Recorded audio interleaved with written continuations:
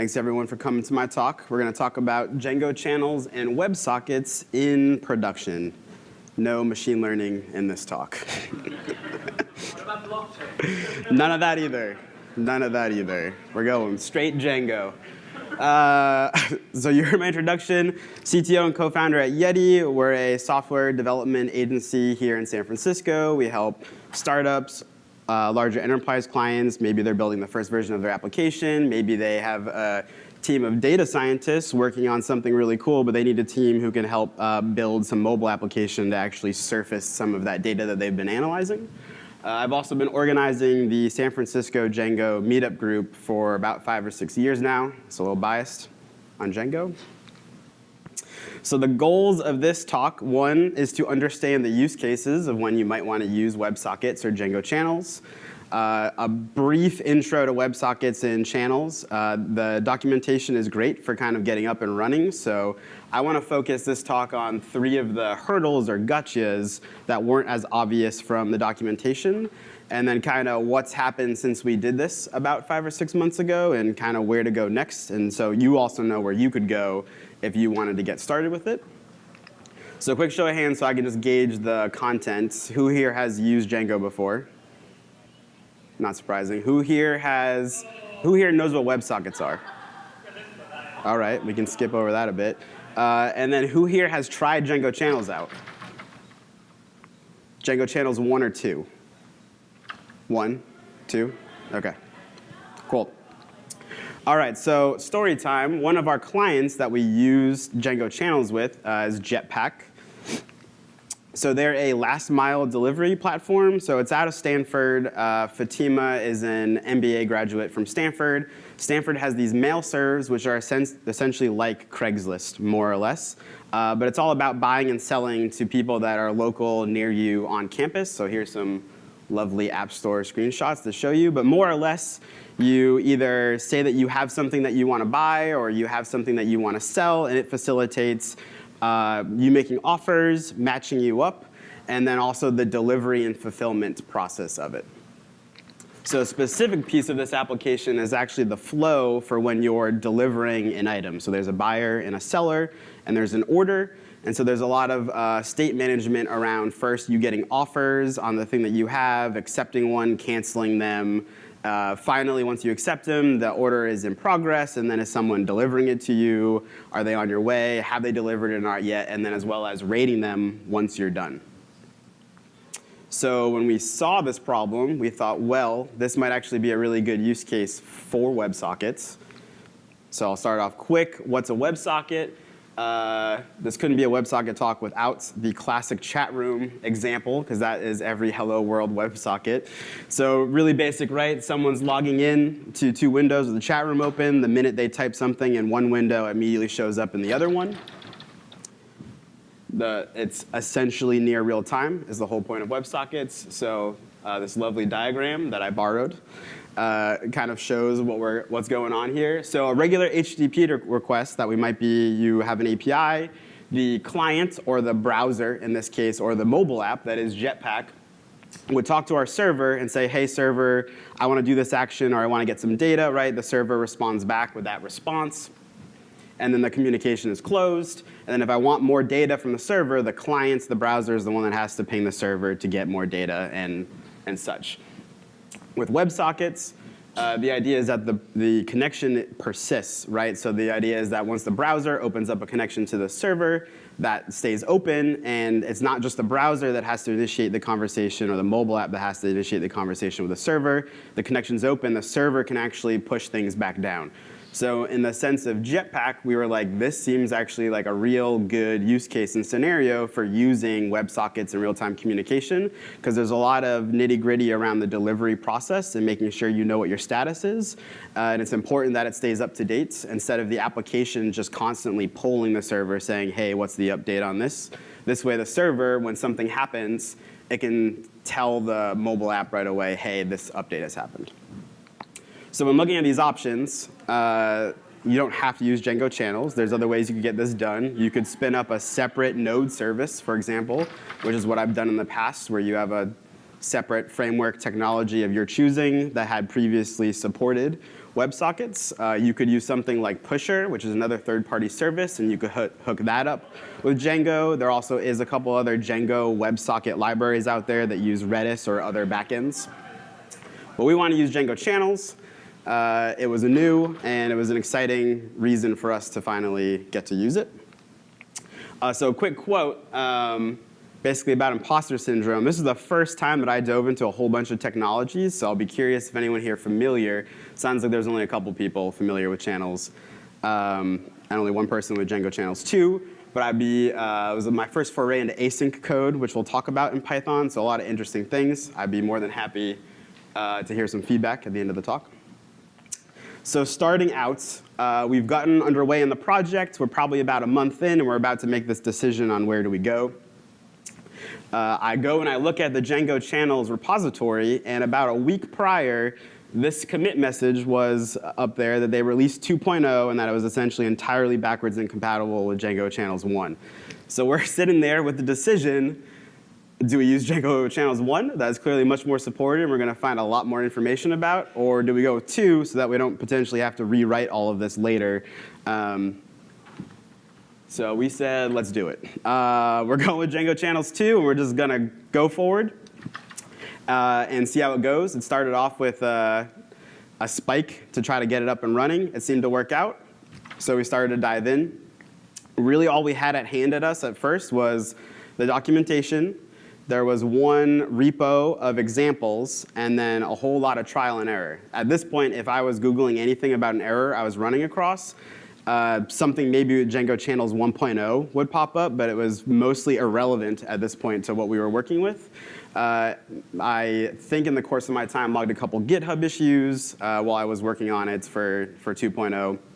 But I will say Andrew Godwin, who wrote Django Channels 1 and 2, did a great job with the documentation, and it got us pretty much mostly all the way there, except a few gotchas, which I'll share. So real quick, just I'm going to give you the high-level basic blocks of what Django Channels is. So if you go dive into the introduction and the tutorial, this will make more sense. But kind of the three main pieces that I see are there's consumers, there's the routing, and there's the authentication for the consumers. So this consumer is directly from the channels documentation. It's pretty much close to that chat room example we actually saw. Essentially, when someone connects to the consumer, they've got a username of anonymous, and it sends back to them like welcome to the chat room. Whenever the consumer receives a message on the socket from someone in the chat room, there's a command if you do /name here.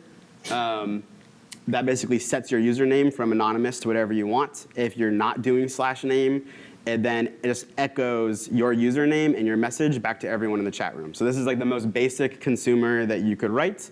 It gets quite more complicated from here once you start to flush out your consumer with all of your different messages you want to be sending, what someone might send back to the WebSocket.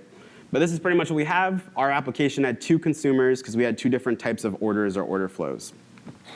For routing, this looks pretty standard to Django's urls.py. This is routing.py. Essentially, you have your same kind of URL paths. For us, we prepended everything with WS for WebSocket. Seems like a bit of a standard. And then there's also this OAuth2 middleware, which I'll get to in a second. But that's how you do some of the authentication for anyone who's pinging and connecting to these WebSocket endpoints. And then they're hooked up to the 2 consumers that I mentioned. We had 2 different kinds of orders, essentially. 2 different consumers because they had differing logic. So that middleware class, they make it pretty easy to write custom middleware. Out of the box with Django Channels, it ships already with session middleware, all of your kind of standard Django ones. With our regular API endpoints, we use OAuth2 using a bunch of Python's standard OAuth libraries. So we wrote this thing. It was pretty easy enough. It was actually copying just the middleware examples from the repository that were already in Django Channels. And like all the real actual logic happens in this get user function that calls off to the Python OAuth2 library and does all the stuff. But I didn't think it was too important to share at this point. So to get into the gotchas, which is the meat of where we started to run into some issues. So at this point, most of our Django application is essentially just a backend endpoint that's using Django REST framework, and it's serving regular RESTful APIs based on models, all kind of a your standard thing. It's not serving any HTML. It's just basically all for APIs for our mobile app. So when we get into sending messages, we made a decision early on that we were going to use WebSockets mostly just for communicating out the status updates and not for the two-way communication right away, because we already thought it was a little risky to add this to our tech stack. So when something happens, when a user says, hey, I've accepted this offer, that API request is a regular Django REST framework API request. But then we want to send out on the channel that the status of the order has now changed to everyone that's listening. So we have to go from our Django REST framework code into the WebSocket code, which is where we start to get into async. And it's the first time I started to see a whole bunch of Python async IO stuff. So I'm sitting there super confused with what's going on, getting all kinds of error messages. The documentation for Django channels goes through like a little bit, but it's not a primer on async IO. So that's, if you're signing up for channels, beware you're signing up for also writing asynchronous code. That's the whole point of WebSockets. It's happening asynchronously. So in this scenario, kind of what I alluded to, so you have your order. You're the person buying something. Jaden, which is another developer on the client team who we used in a lot of the mockups, he's delivering your order right now. So we want your order screen to essentially update to basically this other screen that you've gotten your order once the person who is coming to you has said that I've delivered it, so that you can rate them and maybe you can contact Jetpack if something went wrong, et cetera, et cetera. In the future, the idea is this left screen would also maybe be an interactive map, and we're actually going to be sending updates. Kind of future iterations all leads to this being more and more real-time and updated. On the seller side, the person that's delivering the item, they've got the same kind of order screen, but at the bottom there's a button right for them to say, I delivered this item. So when they hit that button, it hits a Django REST framework regular HTTP endpoint.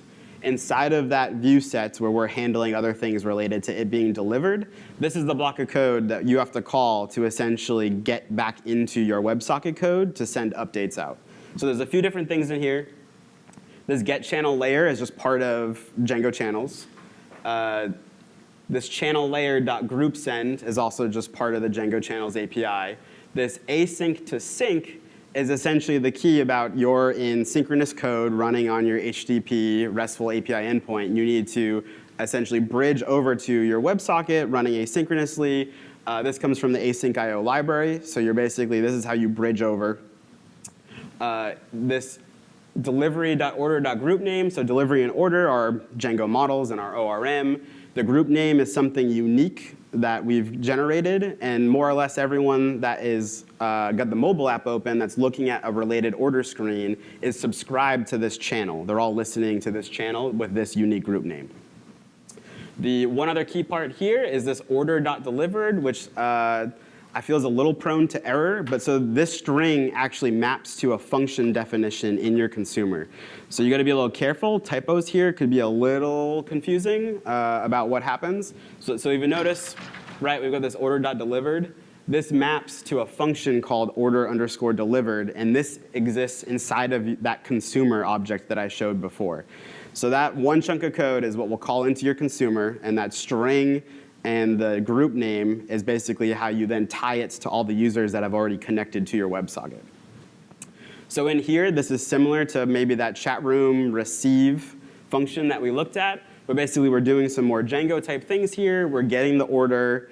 We're actually using Django REST framework serializers because our front end, which is in React Native, already has a lot of models and already knows how to serialize our order objects in a certain way. So we're actually still using Django REST framework here. And then we send down in JSON a message type and the order. This can be whatever you want it to be. This was kind of a structure that we established between the back end and the front end as a bit of a like API contract for WebSockets.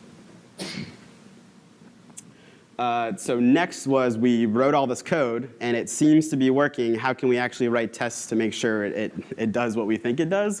Because this is all new. I'm a little concerned that this might not work. So this is a lot of code. And I'm going to just point out a couple things here, but it's more for reference later. So a couple things, we're now in asynchronous code, right? So this is all new to me about how to write tests for asynchronous code. I had to look up a lot of tutorials around PyTest and how to run asynchronous tests in PyTest. A couple key things. We have this async keyword. We're using these PyTest decorators to mark that this test, which is essentially more or less is an integration test for the WebSocket to prove that everything works.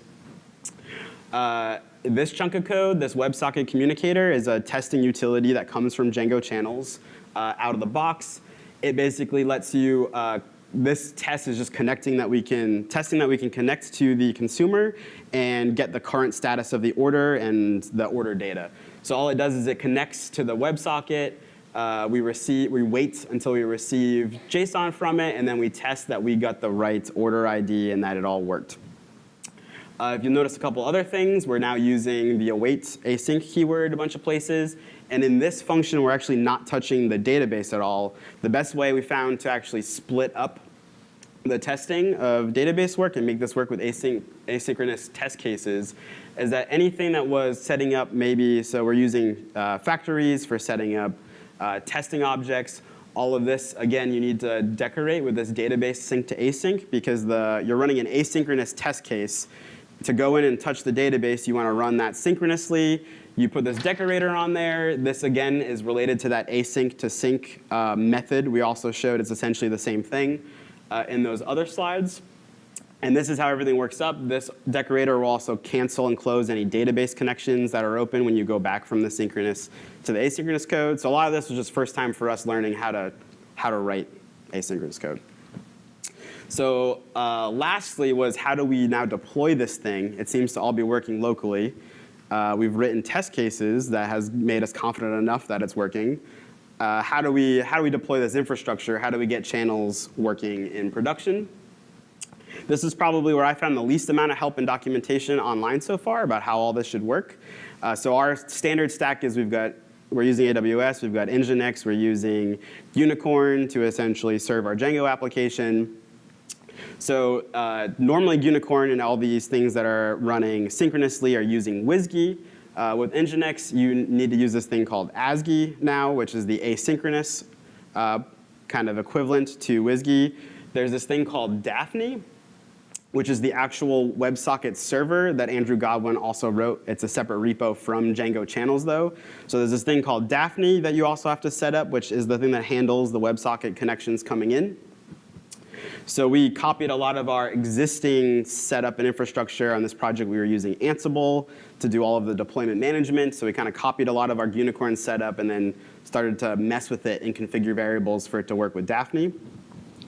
So if you remember, we prepended all of our WebSocket URLs with WS. So in Nginx, we are actually routing all of the WebSocket connections to the ASGI server and all of our regular connections to the WSGI server. This was another choice we made. Since this is a new technology on our stack, we felt it was a little bit risky. You could technically have ASGI serve all of the traffic if you wanted to.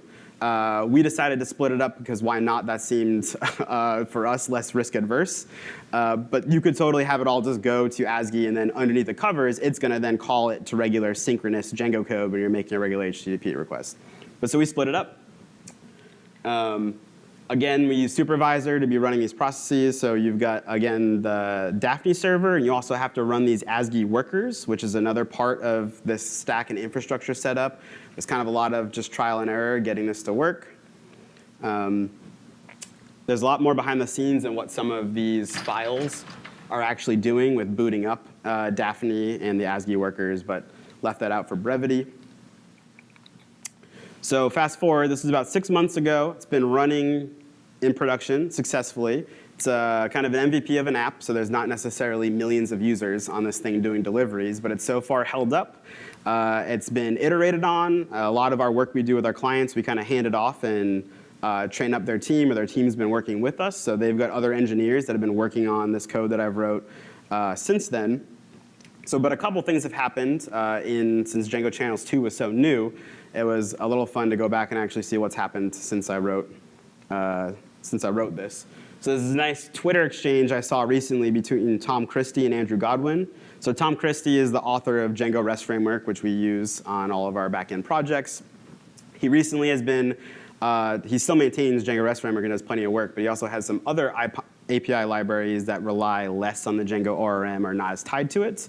He's also been working on his own ASCII servers that are essentially equivalent to Daphne. And I think at this point, he's put in a lot more effort into them than Andrew has on Daphne. So there's these two. I'm going to be honest, I don't know the difference right now between Uvicorn and Hypercorn, but there's two different ones I guess he's worked on. I did go and I looked at the documentation. There was a whole bunch of docs on how to deploy this in production, which would have been great to have had 5 months ago when I worked on this, but that's OK. So I would recommend, if you were to go and you were to work on this, that you might want to consider one of those two other options that have a lot more support and effort behind them instead of Daphne. Andrew just accepted a pull request to merge into the docs that points people to all of these as potential servers to use. So Andrew's totally behind it.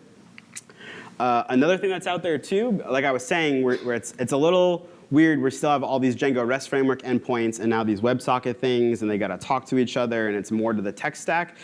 Someone at the SF Django meetup last year presented this channels API library. It was based on Django Channels 1. It essentially is a Django REST framework-esque library that natively supports the channel stuff. I noticed that someone recently forked the channels library because this channels 2.0 support ticket has been open for a while. I think I saw the author of this here yesterday at one of the booths. They haven't been able to upgrade it for channels 2.0 yet. But if I was to work on this and something like this was merged in, this repo is popular and has a lot of support behind it, it might be a good thing to look at. So real quick, just to recap kind of what we just went over. A bit about WebSockets, when to use them. Don't force WebSockets in your application, because it is certainly more to your tech stack that you're adding, and you don't maybe want all of that you have to maintain, or some of that tech debt that if you're using it for a use case that doesn't actually really need real-time communication. These slides will be up, so you can feel free to go look and reference. But for WebSockets and Channels 101, go read the documentation on Django Channels 2.0. The solutions for the three gotchas, so specifically going from synchronous to asynchronous code for us, the testing and the deployment were all kind of areas where the documentation and online support wasn't enough help, where we had to go it on our own a little bit. So where to go next, I would say make sure you go and you check the latest, because Django Channels 2.0 is so new. Check out what's out there, what people are using. I'm sure there's been more tutorials and blog articles written since then. So thanks for listening. A couple quick plugs. We're looking for some developers for a couple projects that are starting pretty quickly in our shop. And if you need help building anything, please contact us. Thanks.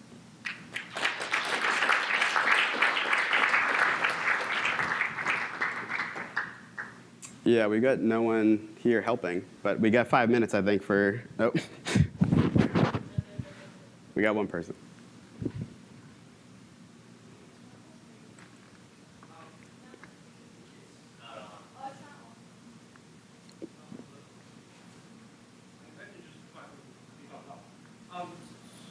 So how does the client work? Like, how does my Swift program talk Django channels? Yeah. So to repeat his question, he's asking how does the client side of things actually speak to your Django channels WebSocket code. So in our use case, we are using React Native for that mobile application. But JavaScript comes with kind of some WebSocket support and APIs in it. So there's a lot of examples out there that you could look at, especially if you're using some kind of framework or whatever. It's built in JavaScript. There's a WebSocket API. You've got to first connect to the WebSocket. You've got to open the connection up. You'll get your first kind of response to it. And then it'll persist, so you can keep talking back and forth. And then you have to also, one caveat is watch out for the WebSocket disconnecting. So you kind of have to have some logic on the front end to reconnect to the socket if for some reason you drop it, which might happen especially on a mobile phone or something like that. So the front end is pretty much has to be JavaScript or React Native, like the client side on the phone. Yeah. His question is, does it need to be JavaScript or React Native? There's also, if you're building mobile apps specifically, if you're building natively, there's certainly things in regular native iOS and Android that would do it too.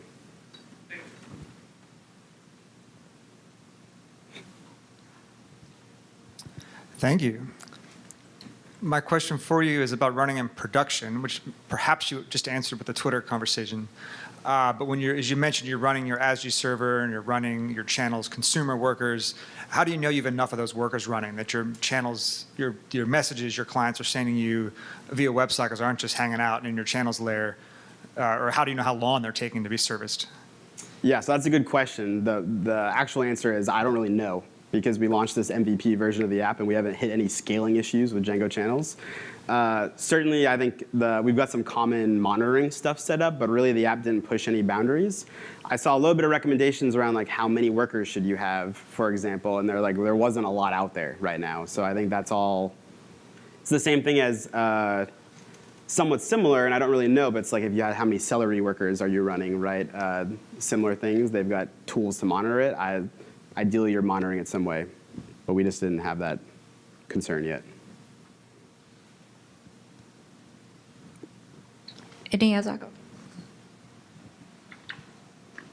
Hi. So my question sort of is like his. So I saw that you had done some tests, but did you do any really stress testing? Because I know that there are frameworks to test HTTP stress testing, but I've not found a whole lot of tools for WebSocket stress testing, specifically on the channels side or whatever. And so do you know how many users you can support or whatnot through that sort of WebSocket protocol or whatnot?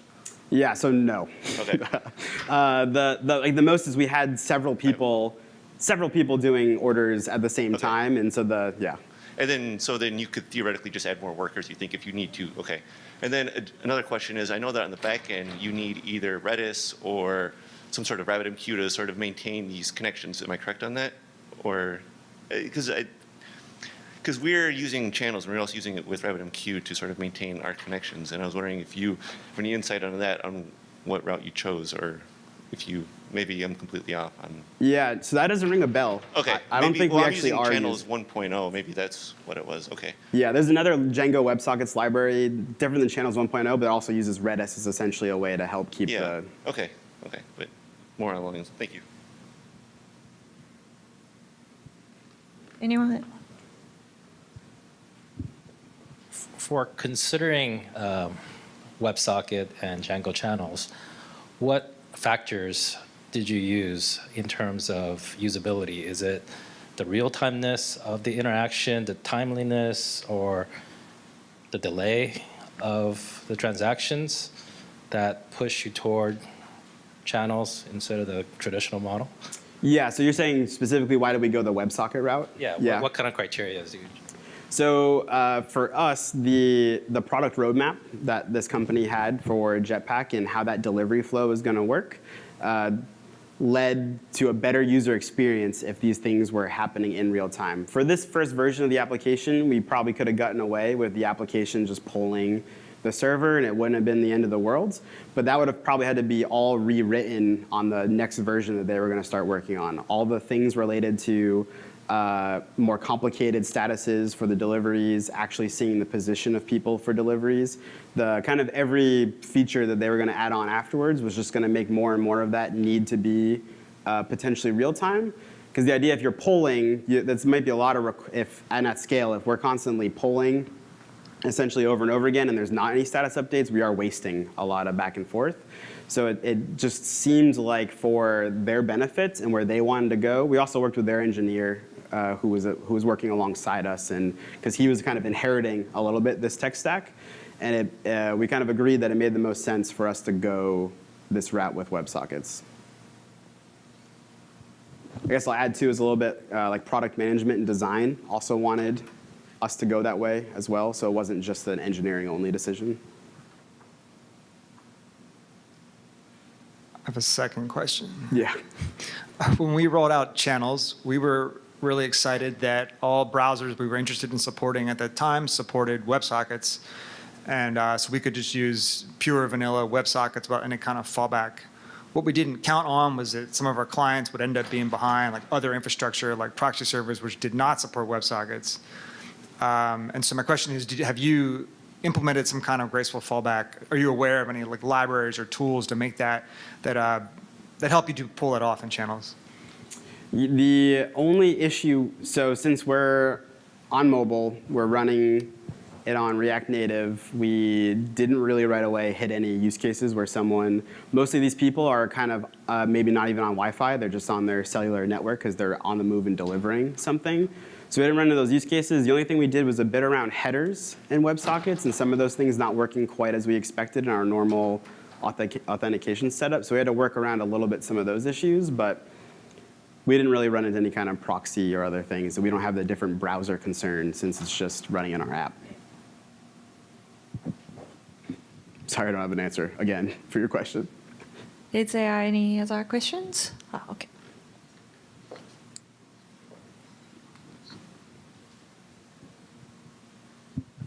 Thanks for the talk. Are there any concerns about message ordering, losing messages, this kind of things? Like, how do you have to handle that? How much of that do you have to handle on your side versus what Django Channels already gives to you for free? Yeah, so I believe there is a section in the documentation for channels kind of about this. What is the message delivery guarantee? I think mostly Andrew is saying that it's mostly guaranteed, I think is the phrase on there. We didn't have any concerns about it at this point. The worst case scenario for us is that someone would get stuck on that delivery screen.